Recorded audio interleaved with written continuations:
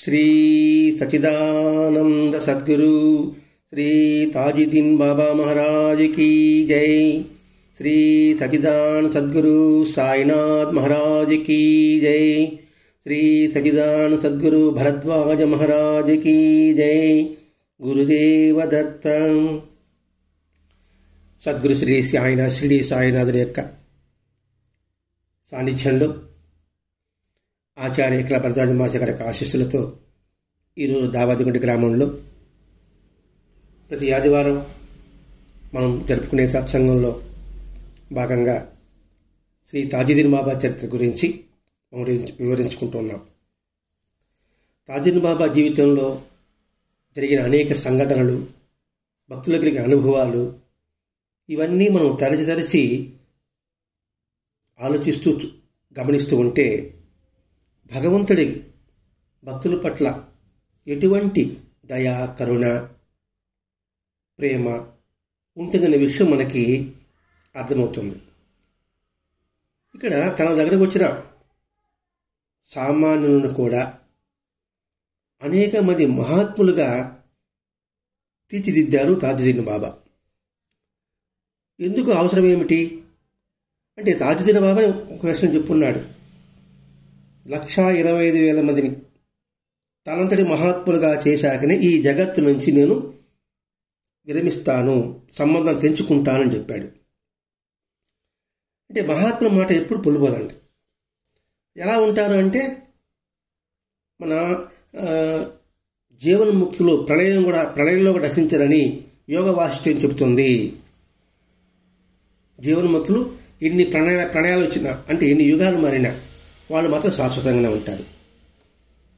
అందువల్ల మహాత్ములు మరణించరు, సమాధి చెందుతారు। ఇప్పుడు బాబా చరిత్రలో బాబా చనిపోయారంటే, నేను చనిపోలేదమ్మా, సమాధి అయ్యా అని బాబా చెప్తున్నాడు। అంటే ఏమిటంటే వాళ్ళు శాశ్వతులు, వారు నడియాడిన మట్టి మహిమాన్వితమైనది। ఆ ప్రదేశంలో అడుగుపెట్టగానే అనేక మందికి జ్ఞానోదయము కలగడం మనం అనేక మహాత్ములు చూస్తూనే ఉన్నాం। అందుకే షిరిడి సాయినాథుడు కూడా నా మట్టి సమాధానం చెప్తుంది, నా సమాధి మాట్లాడుతుంది అంటే వాళ్ళు ప్రమాణం చేశారంటే అది 100% సత్యమే ఉంటుంది అంతే। కాబట్టి 1,25,000 మంది మహాత్ములు తయారైనంత వరకు తాజుద్దీన్ బాబా సమాధి అటువంటి ఆధ్యాత్మిక శక్తి కలిగి ఉంటుంది అని గుర్తించాలి। వాళ్ళే కదండి, బోధిసత్వుడు కూడా సర్వభూతాలకు ముక్తిని కలిగించేంత వరకు తాను పరనిర్యాణం చెందరాదు అంటాడండి। ఆ పదాలు వాడుతున్నాం। బోధిసత్వుడు కూడా, సర్వజీవులు కూడా, ఇక్కడ ఒక మనుషులని చెప్పలేదండి, సర్వజీవులు, సర్వభూతాలంటే అన్ని సకల ప్రాణులు, వాటికి ముక్తి కలిగించేంత వరకు నేను ఈ దేహాన్ని విడవనన్నాడు। స్వామి వివేకానంద ఏమన్నాడు, ఈ ప్రపంచంలో కుక్క కూడా ఆకలికి చావకూడదు, అంతవరకు నేను నా కర్తవ్యం నిర్వర్తిస్తుంటా, దానికి ఎన్ని జన్మలు వచ్చినా కూడా సరే నేను జన్మిస్తానన్నాడు। అంతేగాని నాకు ఈ జన్మకే తరింపు కావాలి అని కోరలేదు। అంటే ఏమిటి, సమాజహితమే మానవ జీవితము అనే విషయం నేను గుర్తించాలండి। ఇక్కడ మనం ఈ మహాత్ములతో చూస్తున్నాం, వాళ్ళు ప్రత్యక్షంగా పూర్ణ జ్ఞానాన్ని పొందిన మహాత్ములే। వారి జీవిత గ్రంథాలు చూడండి ఎలా ఉంటుందో, ధార్మిక జీవనాన్ని ప్రతిబింబించేదిగా ఉంటుంది। ఒక ధార్మిక జీవనం అంటే ధర్మబద్ధమైన జీవన విధానంగానే వాళ్ళ యొక్క జీవితం అలా ఉంటుంది। కానీ సహజమైన వక్రత భావం మనుషులకి అని తేలిగ్గా వాళ్ళ బదులు ఎలా అర్థమవుతుంది, ఎంతసేపు నెగిటివ్గా ఆలోచిస్తూ ఉంటారు। వాళ్ళు కోపంగా తిట్టారు, ఆ తిట్టేవాడు దేవుడు ఎలా అవుతాడండి? కాబట్టి ఆయన తిట్టాడుగా, మహాత్ముడు తిట్టినప్పుడు మనం కూడా తిట్టచ్చు। ఆయన కోపగించుకోవద్దన్నాడండి, కోపం ఎవరికి ఉన్నదండి అని పురాణాల్లో చెప్పిన దుర్వాస మహర్షికో వాళ్ళకంత కోపం ఉంది, విశ్వాముడు కోపం ఉంది, మనం ఎందుకు చేసుకోకూడదు? ఇట్లా ఈ వక్రత బుద్ధి వల్ల చెడు మార్గంలో ప్రయాణం సాగించడానికే వక్రత కలిగిన మానవులు ఆకాంక్షపడుతున్నారు. అన్ని మతాలు ఏం చెప్తున్నాయి? సమస్త జీవరాశుల పట్ల నిరమమైన దయ, కరుణ, ప్రేమ, ఇవి అన్ని మతాలు బోధించుండేది.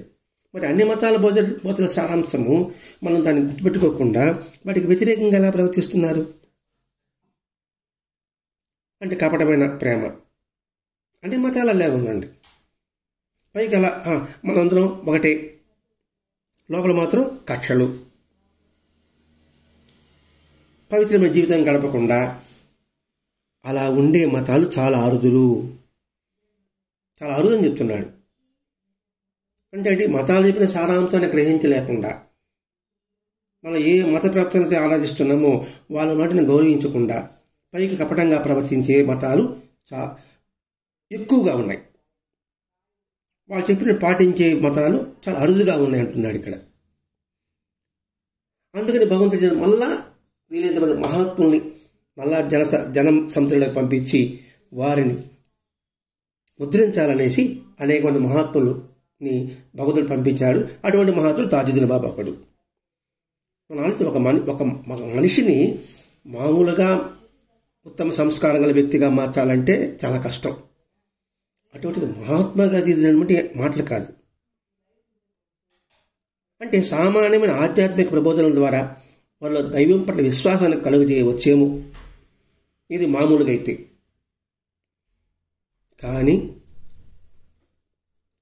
నిజమైన మహాత్ములుగా తత్వాన్వేషణకి అంకితం చేయాలంటే ఎంత శ్రమ కలిగి ఉంటుంది. మరి తాజుద్దీన్ బాబా ఎంత శ్రమ తీసుకుంటున్నాడు? 1,20,000 మంది మహాత్ములు తీర్చేంత వరకు నేను ఉంటానన్నాడు. అంటే ఏంటి? మహాత్ముల యొక్క రక్షణ మనకి ఎప్పుడూ అవసరమే. ఇందులో అబ్దుల్ అజీజ్ అనే ఒకతడు సత్యాన్వేషణ చేశాడు. జిజ్ఞాసు సద్గురు అన్వేషణ కోసంగా అలా అన్వేషణ సాగిస్తున్నాడు. అతడు గొప్ప సాధకుడు. అతడిని తమ భక్తి కోటలు చేర్చుకోవడానికి అనేక మత సంఘాలు పోటీ పడ్డాయి. కానీ అబ్దుల్ అజీజ్ మాత్రం, ఎందుకంటే సాధకుడు కాబట్టి, ఏది కపట సాధువులని సంగతి తెలుసు కాబట్టి, ఎవడు నకిలీ గురువా ఎవడు సద్గురు గురువా సామర్థ్యం ఉంది కాబట్టి, ఎందుకంటే సద్గురుకి లక్ష్యాలు తెలుసు కాబట్టి వాళ్ళు ఎవరు పిలిచినా కూడా ఎక్కడికి వెళ్ళలేదు. అంటే అర్థమవుతుంది వాళ్ళ మాట ఒకటి, చేతలు ఒకటి. ఒకసారి కల్లో ఒక మహాత్ముడు కనిపించాడు. అంటే కనిపించి అదృశ్యమైపోయాడు. ఆ మహాత్ముడు ఎవరా ఎవరా ఎవరా ఎవరా అని ఆలోచిస్తూ అందరిని విచారిస్తుంటే ఒక అతను చెప్పాడు, ఈ మహాత్ముడి యొక్క వేషం ఎలా ఉందన్నాడు. ఇలా పెద్ద అంగి వేసుకున్నాడు, గుండు కట్టుకున్నాడు, అదే గడ్డ ఉంది చెప్పేప్పటికీ ఈయన ఉంటే తాజుద్దీన్ బాబాయ్ ఉండొచ్చు. కాబట్టి మీరు నాగపూర్ వెళ్ళండి, అక్కడ సకర్దార్ అని ఉంటుంది, అక్కడ ఉంటాడు, మీరు దర్శించండి. ఆయన చెప్పిన మాట ప్రకారంగా తాజుద్దీన్ బాబు దర్శించారు. ఆ సమయంలో తాజుద్దీన్ బాబు చెట్టు కింద కూర్చో ఉన్నాడు. కూర్చుని ఆ పెద్ద అంగీ కదా, ఆ అంగీ మీద ఇతని పేరు రాస్తున్నాడు, అబ్దుల్ అజీజ్ అని. అతను దర్శించగానే నా పేరు ఇతను రాయడం ఏమిటి అని అలా ఆశ్చర్యపోతుంటే తాజుద్దీన్ బాబా చిన్నగా నవ్వారు. ఇక్కడ మాస్టర్ గారు రాస్తారండి, ఈ సంఘటనలో అతనిలో ఎవరు అబ్దుల్ అజీజ్లో సహజమైన నమ్మకాన్ని కలిగించింది. ఈ పదం గుర్తుపెట్టారు, సహజమైన అంటే ఇది అద్భుతం జరిగింది కాబట్టి విశ్వసించాలి కాదు. అంటే సద్గురువు అంటే సర్వజ్ఞత్వము ఇతరులో కనిపించింది, సర్వవ్యాపకత్వము నా తొల్లో కనిపించాడు, సర్వసమర్థత అంటే ఆయనకి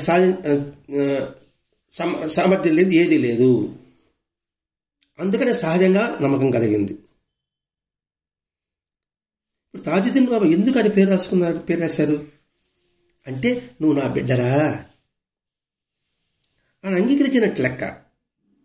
నీ రక్షణ భారమంతా కూడా నేను వహిస్తాను అని అర్థం చేసుకున్నాడు అబ్దుల్ అజీజ్. చూడండి, అందరూ చూస్తుంటాం. అందుకే చెప్పాం, సహజమైన వక్రత భావాలన్న కొందరిలో మహాత్మ యొక్క బోధనను సరిగా అర్థం చేసుకోలేరు. ఈ అజీజ్ వక్రత భావం చిన్నప్పటి నుంచి సాధనాపరుడు కాబట్టి, చదువు కోసం అన్వేషిస్తున్నాడు కాబట్టి వారి యొక్క చేష్టలోని భావాన్ని తెలుసుకున్నాడు. ఒక్కొక్కసారి అర్జున్ బాబు తిడుతుండేవాడు, అందరినీ కోపంతో మాట్లాడుతుండేవాడు. అది కోపం కాదు, అది ఆశీర్వాదము అని గ్రహించాడు. మామూలుగా బాబా అటువంటి దూరంలో ఉండేటప్పుడు భక్తులంతా కలిసి మరియమ్మ అమ్మా సాహెబ్ అని ఆమెను పంపించారు దగ్గరికి. ఇక్కడ చూడు, సచ్చీల్ అయినా అన్న పదం వాడాడు మాస్టర్ గారు ఇక్కడ. సచ్చీల్ అయిన మరియంబి అమ్మా సాహెబ్ అని కోపంగా ఉన్నాడు అనుకోండి, అమ్మ నువ్వు పోమా, సర్దుబాటు చేయమా అని ఆమెను పంపించేవారట. ఇప్పుడు బాబా కోపంతో ఉన్నప్పుడు బాగు జిపి ఏంటి బాబా అని గుట్ట కట్టాడు కదా. అంటే ఏంటి? సచ్చీల అయిన భక్తుడికి భగవంతుడు వశపరుడు. సచ్చీల పదం వాడాడండి. సరే, ఇది మనకు అర్థం చేసుకోవాలంటే భాగవతంలో హిరణ్యకశిపుడు సంహారం అయినప్పుడు నరసింహావతారం మహావిష్ణువు ఇచ్చినప్పుడు ఉగ్రరూపం భయంకరంగా ఉంది. ఆ ఉగ్రరూపం శాంతింపచేయాలని చేసి దేవతలు, బ్రహ్మ, ఈశ్వరుడు, సాక్షాత్తు ధర్మపత్ని లక్ష్మీదేవి, నారదులు, తుమ్ములు అందరూ వచ్చారు. అందరూ భయపడిపోయారు, మేము పోయాను శాంతింపజేయలేమని. మళ్ళీ వారు ఎవరు వేడుకున్నారు? ప్రహ్లాదుని వేడుకున్నాడు. స్వామి నువ్వు ప్రహ్లాద నువ్వు పోతే వాడు శాంతించాడని. అప్పుడు ప్రహ్లాదుడు పోయి ప్రార్థిస్తేనే అప్పుడు శాంతించాడు.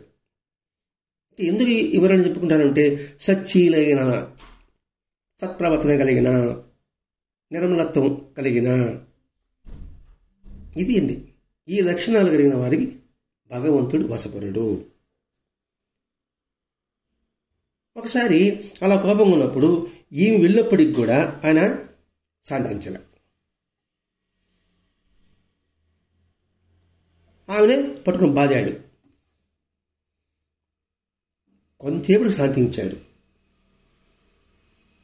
ఏమిటి, ఇంతకుముందు పోయి శాంతించేవాడు ఈ మళ్ళీ ఒక రోజు పోతే ఆమెను బట్టి కుట్టాడు. ఎందుకు కుట్టాడు ఆమెని? ఇట్లా ప్రతి ఒక్క విషయం మనం తరి చూసుకోవాలండి. ఎంతసేపు ఆమెనే పంపిస్తారా, నువ్వు ఎందుకు వచ్చావు? వాళ్ళు సత్యులు కావాలి అంటే వాళ్ళు కూడా నిర్మత్వం ఉండాలి. నిన్ను కొడితే కానీ వాళ్ళకి బుద్ధి రాదు అని కొట్టి ఉండొచ్చేమో. బాగా ఆలోచించాలండి. ఇక్కడ మాటల్లో ఏం చెప్పరండి వాళ్ళు, వాళ్ళ ఆచరణ ద్వారా మనం గుర్తించాలంతే. అంటే శాంతించాడు. మెల్లగా ఆ అజీత్ చేతిని తన చేతులు తీసుకున్నాడు. ఒక ద్విపద చదివాడు, అంటే ఒక అభంగం చదివాడు. ఒక పద్యం చెప్పాడు. మన తెలుగు ఒక పద్యం అనుకుందాం, లేదా కీర్తన అనుకుందాం, ఏదైనా కావచ్చు కాక, ఏదో ఒకటి అనుకొని ఏం పాడాడు? నీ దగ్గరకు వచ్చే నీ భక్తులైన వారు దైవానికి భక్తులవుతారు. అటువంటి భక్తుని చేతి మీద భగవంతుని చెయ్యి ఎప్పుడూ ఉంటుంది. రాబోయే రోజుల్లో కూడా చెయ్యి అలానే ఉంటుంది. ఈరోజు ఉపదేశం పొందిన వ్యక్తి కూడా నీ భక్తుడే. నీదైన ఈ షేక్ చెయ్యి కూడా ఆ దయామయుడే. ఇది ఆ ద్విపద. చూడండి, నీ దగ్గరకు వచ్చే భక్తులైన వారు కూడా దైవానికి భక్తులు అవుతారు. అజీజ్ వచ్చాడు కదా బాబా దగ్గరికి. అంటే బాబా ప్రార్థన చేస్తున్నాడు, ఒరే ఈ అజీజ్ కూడా నీ దగ్గరకు వచ్చాడు కాబట్టి, నీ భక్తుడు కాబట్టి, నువ్వు భగవంతుడు కాబట్టి వాడు కూడా భక్తుడు. అటువంటి భక్తుని చేతి మీద భగవంతుని చెయ్యి ఎప్పుడూ ఉంటుంది. రాబోయే రోజుల్లో కూడా చెయ్యి అలాగే ఉంటుంది. ఈరోజు ఉపదేశం పొందిన వ్యక్తి వాడు నీ భక్తుడే. నీదైన ఈ షేక్ చెయ్యి కూడా ఆ దయామయుడే. అంటే ఏంటి? వాడి చెయ్యి వేరు, నీ చెయ్యి వేరు కాదు. ఇది 1-2 సార్లు మళ్ళా వినాలండి మనం, అప్పటికైనా మనకు అర్థం కాదు. అంటే ఏమిటి? భక్తుడికి భగవంతుడికి భేదం లేదురా నాయన, వాడి చెయ్యినా నీ చెయ్యినా ఒకటే. అందరూ దయామయులే, వాడు భగవంతుని యొక్క బిడ్డేనైనా, కాబట్టి ఎప్పటికీ ఆ చెయ్యి వదిలిపెట్టబాకని దాని అర్థం. అదాన్ని తన భక్తుడిగా అంగీకరించాడు తాజుద్దీన్ బాబా. వెంటనే అతని పేరు చేశాడు, నసీరుద్దీన్గా మార్చేశాడు. ఒకరోజు తాజుద్దీన్ బాబా బాగా కోటు వేసుకుని అలా వచ్చినప్పుడు వస్తాను తెల్లవారు 5 గంటల సమయం. ఆ రోజు కరీం బాబా అనే భక్తుడు ఆ సమయంలో బాబా దగ్గరికి వెళ్ళాడు. ఆ కరీం బాబాని అడిగాడు, నేను ఎలా కనిపిస్తున్నాను అని. దైవ వర్చస్సుతో మీరు వెలిగిపోతున్నారన్నాడు. ఇది కోటు వేసుకుని వచ్చాడు. ఎలా ఉన్నాను రా తెల్లవారు 5 గంటల సమయంలో. దైవ వర్చస్సుతో మీరు వెలిగిపోతున్నారు. వెంటనే బాబా చేడు కోటు నిప్పేశాడు, మొత్తం ఇప్పేశాడు, దిగంబరంగా ఉన్నాడు.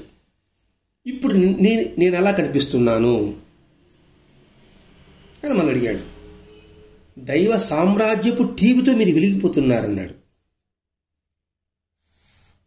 ఏమిటి ఈ రెండింటికి అర్థం? ఒకటి దైవ వర్చస్సుతో మీరు వెలిగిపోతున్నారు, దైవ సామ్రాజ్యపు టీవీతో మీరు వెలిగిపోతున్నారు. కోటు వేసుకున్నప్పుడేమో దైవ వర్చస్సు, దిగంబరంగా ఉన్నప్పుడేమో దైవ సామ్రాజ్యపు టీవీతో మీరు వెలిగిపోతున్నారు. అంటే ఏంటి? మామూలుగా కూడా అంటే ముఖం అద్భుతమైన భగవత్ స్వరూపంగా అలా వెలిగింది. దిగంబరైన తర్వాత సామ్రాజ్యపు టీవీ అంటే ఏమిటి? నేను దేనికి అంటే దేహస్ఫురణలు లేని, అంతా ఒకటి చేతంతా ఒకటే అనే భావం, అది టీవీ, దైవ సామ్రాజ్య టీవీతో అని మనం భావించుకోవచ్చు. అంటే నేను దిగంబర అనుకుంటున్నారు మీరు. ఈ దిగంబరతత్వం ఏమిటి? అంతటా దిగంబర అంటే దిక్కుల్ని అంబరంగా ధరించిన వాడు, అది భగవంతుడి యొక్క టీవీ. కాబట్టి ఆ దైవ సామ్రాజ్యం టీవీతో నీకు నేను కనిపిస్తున్నా, నాకు నువ్వు కనిపిస్తున్నా కరీంబాబా చెప్పడం. వెంటనే గట్టిగా పట్టుకో. బాబా తన చొక్కా చేతులని కరీంబాబా చేతికి ఇచ్చి గట్టిగా పట్టుకో. ఇహపరాల గురించి నువ్వు భయపడాల్సిన అవసరం లేదు. అంటే భగవంతుని మనం ఎంత గట్టిగా పట్టుకుంటే మనం ఇహంలోనూ పరంలోనూ భయపడే అవసరం లేదు అని కరీంబాబాకి కాదు మనకు అన్వయించుకోవాలండి. మనం పట్టుకున్నాము, మనం పట్టుకున్నాము. ఆయన ఎప్పుడు వదిలిపెట్టాడు, మనం గట్టిగా పట్టుకోవాలని పోకుండా అంటూ తను విప్పేసిన దుస్తుల్ని ఆ కరీంబాబా కట్టాడు. కట్టిన తర్వాత కొన్ని స్వీట్స్ అతని పెడుతూ, ఇది వివాహ సమయంలో ఇచ్చే కానుక అంటే చూడండి, వివాహం ఇచ్చిన కానుక. ఏమిటి స్వీట్స్ ఇచ్చాడు? ప్రత్యేకంగా చెప్పడం ఏంటి? వివాహము అంటే విశిష్టమైన కానుక. ఇది మనకు అర్థం కావాలంటే మన బాబా జతలోకి వెళ్ళాలి. 9వ అధ్యాయంలో హేమత్ పంతు, శ్యామ అందరూ మాట్లాడుకున్న తర్వాత నువ్వేం మాట్లాడుకున్నావని బాబా హారతి జరుగుతా ఉంటే అదంతా విని ఆయన చేతిలో కలకండ పెడుతూ, నీ అనుభవం కూడా ఈ తీపదాలుగా ఎప్పటికి లాగే ఉండాలి అని చెప్పాడు కదండి. అందుకే అండి మహాత్ములంతా సమకాలికులు. తాజుద్దీన్ బాబా, సాయిబాబా ఇద్దరు సమకాలికులు అని హారతి పాడుతూ ఉంటే ఆ కలకండ హేమత్ పంతులో పెట్టి, ఇప్పుడు నువ్వు తెలుసుకున్న అనుభవం ఈ ఒక్క సంఘటన చాలు, దీన్ని గుర్తుపెట్టుకో అని బాబా చెప్పాడు కదండి. తర్వాత ఇంకొకడు ఫతే మహమ్మద్, మూడో అతను. ఇంతకుముందేమో అజీజు, తర్వాత ఏమో కరీం బాబా, ఇప్పుడు ఫతే మహమ్మద్ అట. ఇతడు తాజుద్దీన్ బాబాకి శిష్యుడు అవడం చాలా అద్భుతంగా ఉంటుంది. ఇతడు నాగపూర్లో పిచ్చాకృతిలో తాజుద్దీన్ బాబాను కలుసుకున్నాడు. అప్పుడు తాజుద్దీన్ బాబా అప్పుడు జైల్లో ఉన్నాడు. ఈ గది ఎప్పటికీ ఖాళీ ఉండదు అంటూ వచ్చేసాడు. కొంతకాలం అయిన తర్వాత ఈ ఫతేషాని ఈ పిచ్చి చాటు చేస్తూ ఉంటే ఆ గదిలోనే బంధించారు. అంటే బాబా వాక్కు ఈ గది ఖాళీగా ఉండదు అంటే ఏంటి? తన మహాత్మ్యంతో ఇంకో మహాత్ముడు కూడా ఈ గదిలోనే ఉంటాడు అని. తర్వాత బాబా సమాధి అయిపోయినాడు. తాజుద్దీన్ సమాధి అయిన తర్వాత ఈ ప్రతిష్ట అప్పటికి, ఎందుకంటే తాజుద్దీన్ బాబా ఆశీర్వాదంతోనే గొప్ప మహాత్ముడైనాడు. అయినప్పుడు ఆయన పిచ్చాస్తి నుంచి విడుదల చేయించి, ఎవరు, రఘోజీరావు వచ్చి సకర్దలు తాజుద్దీన్ బాబా ఉన్నాడు కదా, అక్కడ ఉండమని ప్రార్థించాడు. అప్పుడు ఆయన అంటాడండి, ఆ ప్రతిష్ట, ఆ ప్రదేశము మనము శిరస్సును ధరించాలి. నేను ఆ పాదం మీద అక్కడ పెట్టేది, మీరు నన్ను అప్పుడే అక్కడ తీసుకుపోదలుచుకున్నారా? అప్పుడే అన్నాడు. అంటే ఏంటి? నేను ఇంకా ప్యూరిఫై కాలే, గుడ్లో ఉన్నాను, ఇంకా బెటర్ రావాలి, బెస్ట్ ఆస్థానం. అంటే ఆ ప్రదేశం ఎంత పవిత్ర, అంటే మహాత్ములు ఉన్న ప్రదేశం ఎంత పవిత్రమైనది. అందుకని మహాత్ములు సంతరించిన ప్రదేశంలో మనం అడుగు పెట్టగానే వాళ్ళ సాక్షాత్తు నడియాడ ప్రదేశం అనే భావనతో మనం అందులో ఆ భూమికి నమస్కారం చేయాలి.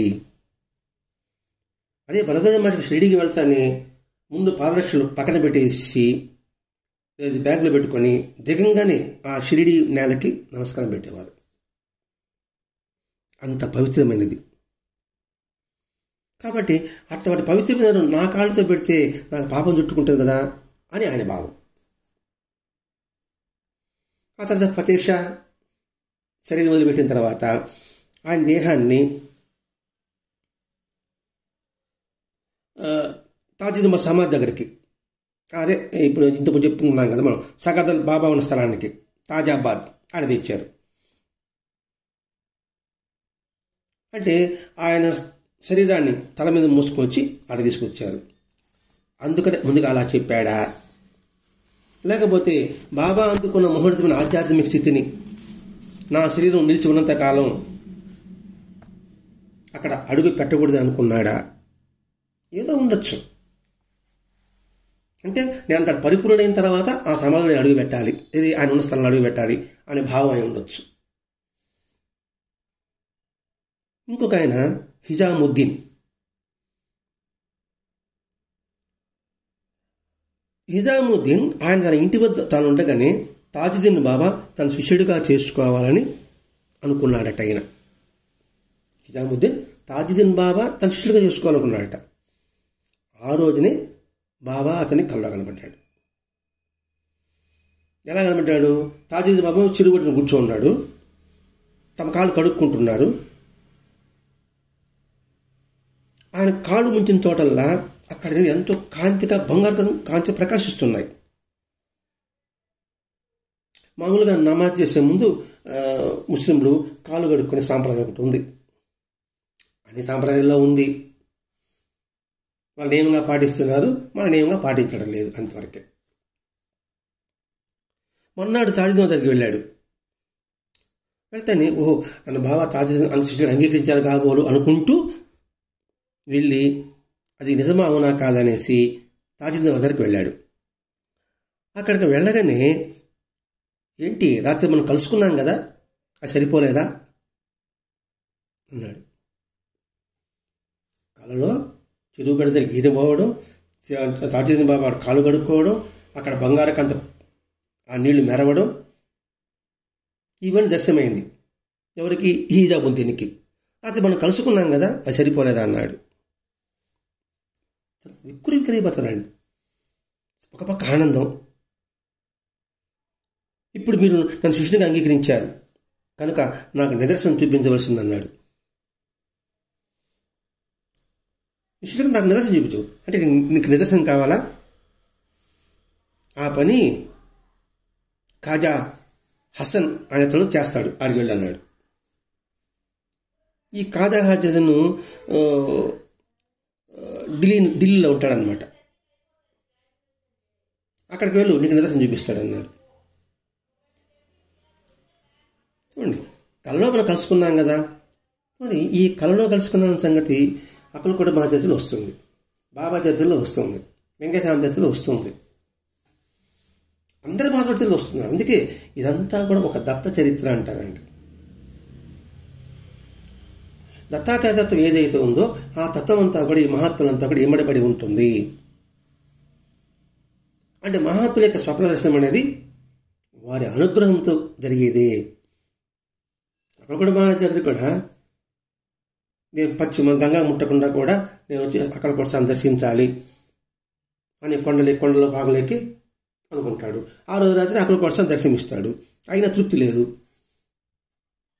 అయినా ఆయన దగ్గరికి పోయినప్పుడు, ఏ రాత్రి నీకు వచ్చాను కదా, ఎంతో ఇంత శ్రమపడి వచ్చావు, నువ్వు వచ్చావు కాబట్టి నీ భార్య అక్కడ పస్తుంది నాయన గబలబా అంటాడు. అలాగే మేగుడికి గదిలో త్రిశూలం కనబడి దర్శనమిస్తే మేగుడికి నిజమా అంటే, ఇంకా స్పష్టంగా చెప్పాను కదరా, నాకు ఏ ద్వారాలు ఇతరులు నన్ను బంధించలేవని బాబా చెప్పాడు. ఇట్లాంటి ఒకసారి అన్వించుకోవాలి. ఎందుకు వాళ్ళ గురించి వివరించుకుంటున్నామంటే, లేకపోతే ఇది కల్పితం అనుకుంటాం మనం. అందుకని ఆ విషయం మనం చెప్పుకోవాల్సి వచ్చింది. ఇతడు ఏమడిగాడు, నాకు నిదర్శనం కావాలన్నాడు. అట్టయితే నువ్వు ఢిల్లీకి పో, అక్కడ ఖాజా హసన్ ఒక అన్నాడు అన్నాడు. ఇదేంటి ఆడబొమ్మంటున్నాడే అంటే, తాజుద్దీన్ బాబా కానీ ఆయన గొప్పవాడా, ఆయన అసలు మహాత్ముడేనా అని ఇతనికి అనుమానం వచ్చింది. సరే ఆయన మహాత్ముడు అవునా కాదనేసి వెంటనే ఉత్తరం రాశాడు. మీ శిష్యరకం చేయమని నాకు ఆదేశం వచ్చింది. తాజుద్దీన్ బాబా చెప్పండి రాయలా, నీ దగ్గర శిష్యరకం చేయమని నాకు ఆదేశం వచ్చింది. నన్ను ఎప్పుడు రమ్మంటారు, సంతకం పెట్టలే, ఊరి పేరు రాయలే, తేదీ వేయలే. కానీ అక్కడే ఒక లెటర్ వచ్చింది. ఎట్లా వచ్చింది, పేరు రాయలేదు, ఊరు రాయలేదు, అడ్రస్ ఏం లేదు. ఓ హిజాముద్దీన్, తాజుద్దీన్ బాబా ఆజ్ఞానుసారంగా నువ్వు ఇక్కడికి రావాల్సిందే అంటే ఎవరు చెప్పాడో ఆయన చెప్పాడు. ఈయన అడ్రస్ తెలియదు, ఆయన అడ్రస్ రాశాడు. ఇతరపై నడతాడు. వెంటనే ఆడ పెరిగిస్తాడు ఆయన సర్వజ్ఞత్వానికి పరవశించి. ఆ దర్గాలో ఆయన ప్రవేశిస్తే కానీ ఎవరు పరిచయం చేయలే. ఓ హిజాముద్దీన్ వచ్చావా, రేపు ఉదయం ఉపదేశం తీసుకో. చూడండి, తాజుద్దీన్ బాబా ఈయన చేస్తే, ఈయన ఆయన చేస్తే ఎంతమంది మహాత్ములు తీర్చిదిద్దాడు తాజుద్దీన్ బాబా. ఇప్పుడు ఇంకొక 5వ వారు కాదర్వల్లి బాబా, ఈయన విజయనగరంలో ఉండేవాడట. ఇతడు 19వ సంవత్సరం జన్మించాడట, 1920. ఇతడు చిన్నప్పటి నుంచి కూడా భగవంతుడి సంరక్షణలో ఉన్నట్టుగా అనేక అనుభవాలు కలిగేది. అంటే కొందరు మహాత్ములు పుట్టగానే వాళ్ళకి పాము పడగబట్టడం, ఇవన్నీ మనం పురాణంలో విన్నాం. మామూలు రమణ మహర్షి, సిద్ధార్థ స్వామి వారి చేతుల్లో కూడా మనం చూసాం. ఇతడి పేరు ఎవరైనా కోపం చేసుకున్నారనుకోండి, తిట్టారనుకోండి, వాడికి ఏదో విధంగా చెడు జరుగుతుంది. ఒకరోజు వీళ్ళ ఇంట్లో పడుకుని ఉంటే చుట్టూ ఎండాకాలం ఇల్లు తగలబడింది, ఇతను ఇల్లు మాత్రం తగలబడలేదు. అంటే ఇవన్నీ కూడా భగవంతుడు సంరక్షణలో చిన్నప్పటి నుంచి ఉన్నాడు. బడికి వెళ్ళాడు, ఆ బడి చదువులు పట్టికి విముఖత కలిగింది. ఇది కాదు పరమార్థము, ఆధ్యాత్మిక వికాసమే అని అతను గ్రహించాడు. ఈ సిద్ధార్థ స్వామి బడికి వెళితే ఓం అక్షరానికి అర్థం చెప్పమని చెప్పాడు సరా, అట్లాగే ఇతడు బడికి వెళ్తే ఈ చదువు మనకి రాదని తెలుస్తూ బడి నుంచి వచ్చేసాడు. ఇంకా స్కూల్ పట్ల, బంధువుల పట్ల పెద్దగా ఆసక్తి కనపరిచేవాడు కాదు. ఆధ్యాత్మిక పరిపూర్ణ చెందడానికి మార్గాలు ఏమిటి అనే విషయం గురించి ఆలోచిస్తున్నవాడు చిన్నప్పటి నుంచి కూడా. ఇతను చూసి చాలామంది మేము ఉద్యోగం ఇస్తారా అని పిలిచేవారట. కానీ వీళ్ళ నాన్న గొప్ప దైవభక్తుడు. అతనికి ఉద్యోగం కాదు, అతని మార్గం ఇది కాదురా అని అతని ఉద్యోగానికి వద్దని చెప్పాడు. ఇతడు విముక్తిగానే ఉన్నాడు. వీళ్ళ నాన్నగారు ఒకరోజు పిలిచి 5 రాగి నాణాలు ఈ కుమారుడికి ఇచ్చి 5 సాధువులకి ఇవ్వమని చెప్పి, నేను ఈరోజు సాయంత్రం వెళ్ళిపోతున్నా, జాగ్రత్తగా ఉండు అని ఆ రోజు సాయంకాలమే ఇతని కాదర్ నాన్న శరీరం వదిలిపెట్టేశాడు. ఇతడు మొదలుపడ్డాడు 5 రాగినాక ఇచ్చాడు, అదో సాధువులకి ఏమని చెప్పాడు అంటే ఈ 5 రాగినాలకు ఉంటే ఏమిటి, నీ జ్ఞానేంద్రియాలతో కూడా వాళ్ళకి సమర్పించరా అంటే వాళ్ళ పరం చేయరా, వాళ్ళ పరం చేస్తే వాళ్ళు నీకు ఈ జ్ఞానేంద్రియ యొక్క నిగ్రహం నీకు వస్తుంది కాబోలు అనే భావం అయి ఉండవచ్చేమో. ఇతడు మహాత్ముడు అన్వేషిస్తున్నాడు. దానిలో చాలామంది కపట గురువులు కనబడుతున్నారు. ఎవరు కనబడుతున్నారు, ఎట్లా అనుకుంటున్నప్పుడు ఒకసారి హజరత్ బాబా తన గురువు యొక్క అంటే హజరత్ బాబా తాజుద్దీన్ బాబా గురించి ప్రచారం చేస్తున్నాడు. అది విని తాజుద్దీన్ బాబా దగ్గరికి వచ్చాడు. అక్కడ వస్తే తాజుద్దీన్ బాబా ఏమో మామూలుగా పిచ్చి పిచ్చిగా మాట్లాడుతున్నాడు, తిడుతున్నాడు. ఈయనేంటి ఇలా ఉన్నాడు అని అనుకున్నాడు. సరే అనుకుని స్నానం చేసి వస్తామని చెప్పేసి తాజుద్దీన్ బాబా అట్లా గుర్రపడింది అట్టు పోతున్నాడు. ఇతడు స్నానం పోతుంటే టక్కున ఎదురుపడ్డాడు తాజుద్దీన్ బాబా. నేను ఇప్పుడే గుర్రపడిపోతున్నాడు, ఎట్లా తిరిగి వచ్చాడు, ఎట్లా వచ్చాడు అనుకుని సందేహం ఉంటుంటే, ఏమిటి సందేహం, ఇందుకు అపార్థం చేసుకుంటున్నావు, ఎటువంటి సందేహానికి ఇక్కడ తావులేదు అంటే మహాత్ముల యొక్క సన్నిధికి సందేహాలకు తావే ఉండదు అనేటప్పటికీ ఇతడు ఏదో కళ్ళ కనబడేటికి స్పృహ కోల్పోయిన పని అయిపోయింది అతనికి. సరే దాంతో ఆయన శరణ పొందాడు. వెంటనే బాబా దగ్గరకు వచ్చినప్పుడు ఇంతకుముందు చెప్పాను కదా కాదర్ బాషా అని, హజరత్ బాబా తాజుద్దీన్ జరిగినప్పుడు తాజుద్దీన్ బాబా అంటున్నాడు, ఆ మెత్తలేని అంగికి కొన్ని కుట్లు వేసిరా అన్నాడు. ఇతనికేం అర్థం కాల ఈ కాదర్ బాషాకి. అక్కడేమో హజరత్ బాబాకు చెప్పాడు. సరే హజరత్ బాబా బయట పోతుంటే అతను వెనకలు పోయాడు. ఏంటి బాబా చెప్పిన మాటకేం అర్థం కాలేదు అన్నాడు. ఏమి లేదైనా ఒక ధనవంతుడు ఇక్కడ రాబోతాడు, అతనికి వెళ్ళి నాకు మంచి మాట చెప్పు, కుట్లు వేయడమంటే అది చెప్పాడు అన్నాడు. ఇదేదో ఏం చెప్తున్నాడు, ఆయన పిచ్చి మాట ఏది, ఈ పిచ్చి మాట ఏది అనుకుంటూ ఉంటే ఒక కారులో ఒక ధనవంతుడు దిగాడు. వాస్తవంగానే అతనికి ఏదో ఇతను 4 మంచి మాటలు చెప్పాడు. అతను ఏదో పల్లెల్లో కానుక సమర్పిస్తుంటే ఆ కానుక కాదర్ భాష తీసుకొని పోయినప్పుడు అప్పుడు తాజుద్దీన్ బాబా అన్నాడు, ఏమిటి ఆ విజయనగరం చెప్తే కూడా ఇంకా అర్థం చేసుకోలేదా నా మాటకి అని అంటున్నాడండి. అంటే ఇతను ఏమి అడగకుండానే ఏమి మాట్లాడకుండానే బాబా చూడండి తాజుద్దీన్ బాబా ఈ కాదర్ భాషకి ఎంతగా స్థితి కలిగిస్తున్నాడు. ఎంత స్థితి కలిగించాడంటే జబల్పూర్ బాబు ఒకడున్నాడు, అతను బాబా దగ్గరకు వచ్చాడు. వచ్చినప్పుడు ఈ కాదర్ అనే అతను దూరంగా కూర్చున్నాడు. వెంటనే ఆ జబల్పూర్ నుంచి వచ్చిన అతను గబగబా వచ్చి ఈ కాదర్కి నమస్కారం పెట్టాడు. ఓ మహాత్మా, నీ శక్తిని నాకు చూపించన్నాడు. ఇతను విన్నాడు కాదర్. ఇదేంద్ర ఇది ముక్కు మొహం నన్ను పెట్టుకుని పారిపోయినాడు. ఇక్కడి నుంచి ఊరనైనా అక్కడి నుంచి ఆంటీ వెళ్ళిపోయినాడు. తర్వాత ఈ జబల్పూర్ నుంచి వచ్చిన ఆయన బాబా దగ్గరికి వెళ్ళిన తర్వాత, తాజుద్దీన్ బాబా దగ్గరికి వెళ్ళిన తర్వాత, ఏమిటి నా శక్తిని నువ్వు చూడాలనుకుంటున్నావా, నా ఆధ్యాత్మిక శక్తి నువ్వు సందేహిస్తున్నావా? వాడికి అర్థం కాకపోయా. బాగా ఆలోచించండి. జబల్ నుంచి వచ్చిన అతడు కాదర్ ఒక మూల కూర్చొని ఉంటే ఆ కాదర్ దగ్గరికి వెళ్ళి నీ మహాత్యం చూపించు అన్నాడు. ఆ కాదర్ అయిన అతను అక్కడ వెళ్ళిపోయాడు, ఇదే గందరగోళంగా ఉందని. ఈ జబల్పూర్ అయిన అతను వచ్చిన అతను తాజుద్దీన్ బాబా దర్శించినప్పుడు నా శక్తి నువ్వు చూడాలనుకుంటున్నావా అన్నాడు. ఇది అడిగింది ఎవరిని? కాదర్ని. నా శక్తి అన్నప్పుడు ఏమిటి? కాదరు తాజుద్దీన్ బాబా మేమిద్దరం ఒకటేరా అని చెప్పడం అండి. అంటే ఏమీ కోరకుండానే బాబా చూడండి అతన్ని ఎంత గొప్ప స్థితి తీసుకొచ్చాడు. చిన్నప్పటి నుంచి అన్వేషకుడు, చిన్నప్పటి నుంచి దైవరక్షణలో ఉన్నాడు. దానిలో అనేక మంది కపట గురువులు ఎదురుపడినప్పటికి కూడా వాడి యొక్క స్థితి తెలుసుకుని వాడికి దూరంగా ఉన్నాడు. అంటే చిన్నప్పటి నుంచి కూడా అటువంటి భావం కలిగిన వ్యక్తి భగవంతుడికి ఎంత సన్నిహితంగా వస్తాడు. వాడు కోరనవసరం లేకుండానే వారి యొక్క భగవంతుడి యొక్క అనుగ్రహం ఎలా కలుగుతుంది అనే దానికి నిదర్శనం అండి ఇది.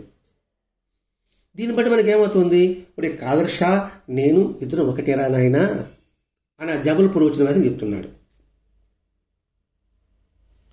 ఒకసారి హజరత్, ఇంతకు చెప్పిన హజరత్ బాబా ఆయన వచ్చి ఈ కాదర్ బాబాని వంట పనికి పోతే కట్లు కొట్టమన్నాడు. ఎవరు? హజరత్ అతను ఈ కాదర్ని, మనం కాదర్ బాబా గురించి వివరించుకుంటున్నామండి. ఇక్కడ ఈ మధ్యలో వచ్చాడు జబల్పూర్ బాబా, హజరత్ బాబా వాళ్ళు. ఆ హజరత్ అనే అతను ఇతనికి కట్లు కొట్టమని పని చెప్పాడు. ఇతనికి అలవాటు లేదు, చేతులంతా బొబ్బలైపోయినాయి. ఆ రోజు సాయంకాలం ఈ హజరత్ కట్లు కొట్టమన్నాడు కదా, ఏరా ఓరి మూర్ఖుడా, నా చేతులు ఎలా పుండ్లు పడ్డాయి అన్నాడు. నువ్వు నా చేత కట్లు కొట్టిస్తావా అంటే చూడండి, ఇక్కడ ఈ సంబంధం, ఆత్మ సంబంధం, ఈ కాదర్ బాబా, ఈ తాజుద్దీన్ బాబా స్థితి చూడండి. మేమిద్దరు ఒకటేరా, నువ్వు నా చేత కట్టలు కొట్టించావు అంటారు అన్నాడు. అక్కడ కాదర్ బాబా, తాజుద్దీన్ బాబా మాట్లాడే సందర్భాలు ఎక్కడా లేదు మనకి. ఏదో ఉపదేశించినట్టు కూడా ఏమీ లేదు. నేను బాబా అని చెప్పి ఉచ్చుకు దర్శించాడు అంతే. ఎంత 3-4 రోజులు ఉన్నాడు అంతే. ఒకరోజు ఈ కాదర్ కళ వచ్చింది. ఆ కళలో ఒక పెద్ద భోషాణాలు, వాటి తాళం చెవుని ఎవరో ఇతని చేతికి ఇచ్చారు. ఇతడు భోషాలు తెరిచాడు. ఒక దాంట్లోమో నిండుగా, ఇంకో దాంట్లోమో సగంగా ఒక పవిత్రమైన గ్రంథాలు ఉన్నాయి. అయితే అది అతనికి వచ్చిన కళ. ఒక దాంట్లో నిండుగా ఉన్నాయి సద్గంధాలు, ఒక దాంట్లో సగమే ఉన్నాయి. మెలకు వచ్చింది. చూస్తానే ఎదురు తాజుద్దీన్ బాబా ఉన్నాడు. అక్కడ కళ్ళు నుండి చూసుకునేప్పటికీ తాజుద్దీన్ బాబా దృష్టి అయిపోయారు.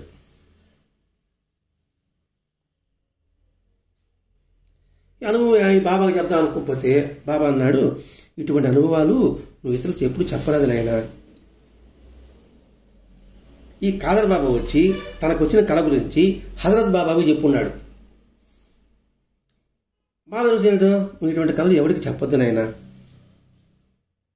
ఎంత బాబు పదం చూడండి, బాబు ఇటువంటి అనుభవాలు నువ్వు ఇతరులకు ఎప్పుడు చెప్పరాదు అంటే వాడి సంస్కారం మీరు చెప్తారంటే, అవి నాకు కలగలేదని వాడు అనుకోవచ్చేమో, అందుకని చెప్పొద్దని చెప్పుండొచ్చేమో కాదర్కి తాజుద్దీన్ బాబా.